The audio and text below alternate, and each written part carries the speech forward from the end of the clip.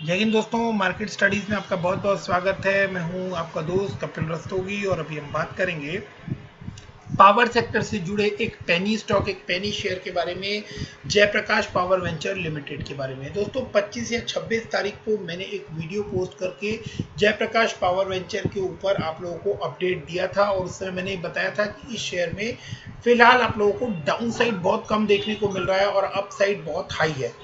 तो उस समय जो मैंने आप लोगों को बात बताई थी, टेक्निकल और फंडामेंटल एनालिसिस जो आप लोगों को बताए थे, वो इस समय फेवरेबल होते हुए आप लोगों को दिखाई दे रहे हैं। और प्रेजेंटली क्या कंडीशन है, क्या आप लोगों को इस शेयर के साथ आगे भी बने रहना है या इस लेवल पर प्रॉफिट बुकिंग कर लेनी चाहिए, ये सवाल जो है वो कुछ फ्रेंड्स ने किया है जिन लोगों ने वहां से एक अच्छा रिटर्न उस लेवल पर बना लिया है शॉर्ट टर्म में। तो वो जानना चाहते हैं कि आगे इस शेयर में किस तरह का पोटेंशियल दिखता है और कहां तक ये शेयर हमें जाता हुआ दिखाई दे सकता है। मैंने आप लोगों को कहा था कि शॉर्ट टर्म में ये शेयर जो है ये डबल होता हुआ आपको दिखाई दे सकता है और वहां से इस शेयर ने तकरीबन 8-9% का रिटर्न 5-6 दिनों में आप लोगों को और बनाकर दे दिया है।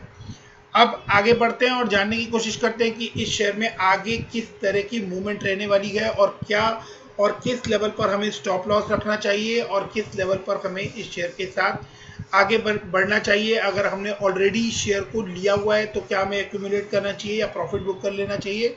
इन सभी क्वेश्चंस का आंसर जो है वो मैं इस वीडियो में देने की आपको पूरी कोशिश करूंगा।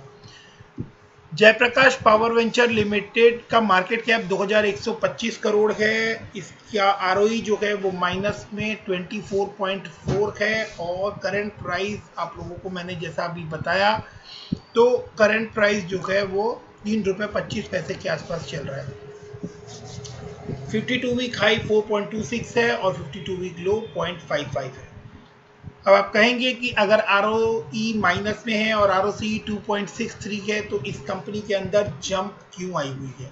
मैं भी मेरे कुछ दोस्त इस चैनल को और इस वीडियो को पहली बार देख रहे हो तो उनको मैं बता देता हूं कि जयप्रकाश पावर वेंचर लिमिटेड का पावर ग्रिड के साथ एक जॉइंट वेंचर था और उस जॉइंट वेंचर में अब पावर ग्रिड ने 74% का स्टेक एक्वायर कर लिया है, जिसके बाद ऑलमोस्ट जयप्रकाश पावर वेंचर जो है उसके ऊपर पावर ग्रिड का रोल और मैनेजमेंट जो है वो आप लोगों को काम करता हुआ दिखाई देगा, जिसकी वजह से इस शेयर के अंदर बहुत अच्छी मूवमेंट बनती हुई हमें दिखाई दे रही है। और ऐसे में हमें शॉर्ट टर्म या लॉन्ग टर्म में अगर पैसा बनाने का कोई मौका बन रहा है तो वो हमें जरूर यहाँ पर देखना चाहिए, ढूंढना चाहिए और उसका फायदा उठाना चाहिए।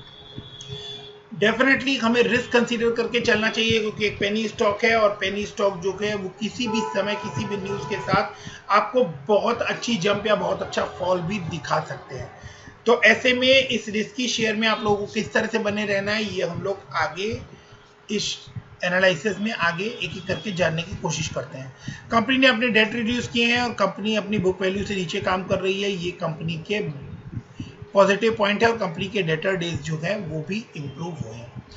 सेल्स हम देखें तो पीछे 3 क्वार्टर से आप लोगों को सेल्स लाइन बढ़ती हुई दिखाई दे रही है जो कि एक पॉजिटिव पॉइंट है। अगर हम देखें तो ईयर ऑन ईयर प्रॉफिट बहुत अच्छे लेवल पर जंप किया है, 178 से 324 ऑपरेटिंग प्रॉफिट हुआ है, बट क्वार्टर ऑन क्वार्टर जो है वो 344 से 20 करोड़ लेस होकर 324 नजर आ रहा है। प्रॉफिट बिफोर टैक्स की बात करें तो दिसंबर 19 तक ये लॉस में थे, बट उसके अंदर एक अदर लॉसेस की फिगर है 1095 की। अदरवाइज यहाँ पे जो है कुड भी प्रॉफिट की फिगर शायद रिपोर्ट होती, बट जो लॉस में 815 करोड़ था वो प्रॉफिट में आपको यहाँ पर 42 करोड़ की फिगर नजर आ रही है। इसके अलावा अगर हम देखें तो नेट प्रॉफिट जो है वो नेट प्रॉफिट आपको यहाँ पर 23 करोड़ 45 करोड़ और इस क्वार्टर में दिसंबर क्वार्टर में आप लोगों को वो 12 करोड़ का लॉस नजर आ रहा है। उसके पीछे का बड़ा रीजन जो है वो टैक्सेस का अमाउंट है जो कि 120% यहाँ पर मेंशन है। तो इस 120% टैक्स की वजह से ये प्रॉफिट जो है ये कन्वर्ट होकर आपको नेट लॉस में 12 करोड़ की फिगर नजर आ रही है। आगे देखते हैं और बैलेंस शीट के ऊपर नजर डालते हैं तो बैलेंस शीट जो है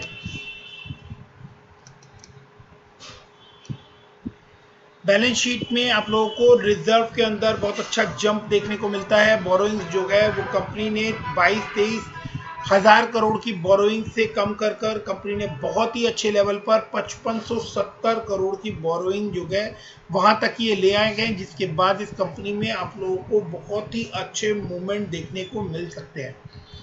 बट डेफिनेटली आप लोगों को एक एक लेवल पर इसके result quarter on quarter check करने होंगे और ध्यान बनाकर रखना होगा कि आगे ये किस तरह की मूवमेंट और किस तरह के रिजल्ट जो हैं वो प्रेजेंट कर रहे हैं। इसके बाद ही आप लोग इसके अंदर किसी तरह की कोई बल्क इन्वेस्टमेंट कर सकते हैं या कोई बड़ी इन्वेस्टमेंट कर सकते हैं। स्टिल अभी कोई बड़ी इन्वेस्टमेंट सजेस्टेड नहीं है जब तक कि आप लोगों को इसके रिजल्ट इंप्रूव होते हुए नहीं दिख जाते। तो अभी एक पेनी स्टॉक है, उसके हिसाब से 1% या आधा % जो है वो आप लोग अपने पोर्टफोलियो का इसके अंदर चाहें तो इन्वेस्ट कर सकते हैं। दैट ऑल्सो इन इंस्टॉलमेंट, मतलब ग्रेजुअली आप लोग इसके अंदर कुछ इन्वेस्टमेंट करके रिटर्न कमा सकते हैं। और अगर आपने किसी लेवल पर अगर इसके अंदर कोई लॉस किया हुआ है या फिर जिनको शॉर्ट टर्म में कुछ गेन लेना है उनके लिए ये एक बेनिफिशियल डील हो सकती है।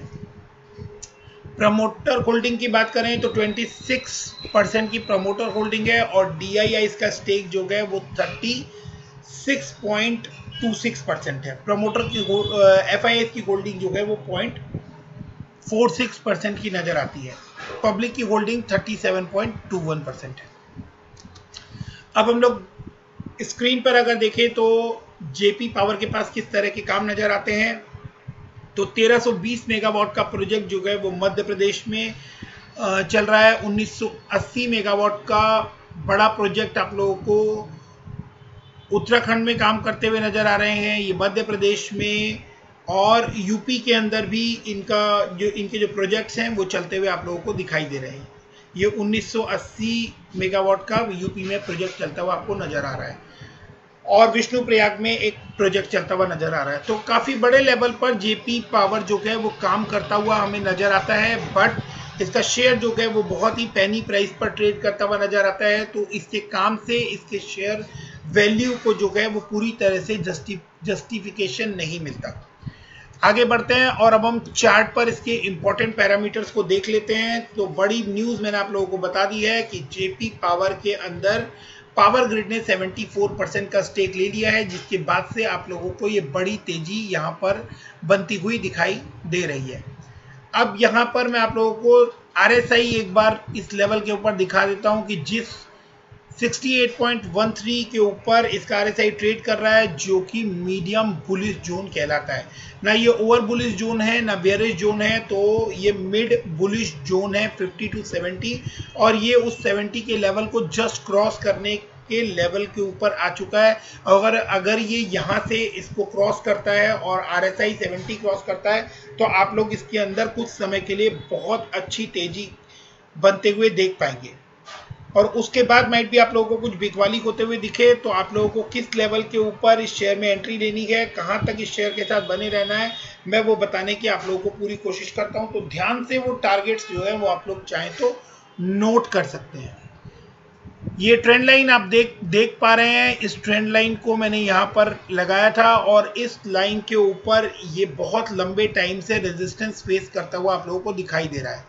तो दिसंबर में इस लाइन के ऊपर इसने रेजिस्टेंस फेस किया, देन अगेन एक बार 17 फरवरी को इस लाइन से इसने रेजिस्टेंस फेस करके नीचे आता हुआ दिखा और 26 मार्च को जब मैंने ये वीडियो आप लोगों के साथ शेयर किया था उस दिन इसने इस रेजिस्टेंस लाइन को ब्रेक किया और ब्रेक करने के बाद आप देख सकते हैं कि जिस लेवल पर इसने इस पॉइंट को यानी 3 रुपए के लेवल को क्रॉस किया था, 3 रुपए 5 पैसे के लेवल को जिस दिन वीडियो बना के मैंने आप लोगों को बताया था, उसके बाद से आप लोगों को इसके अंदर अच्छी तेजी देखने को मिली है और वहां से 20 पैसे का जंप जो है वो और आप लोगों को आता हुआ दिखाई दे रहा है।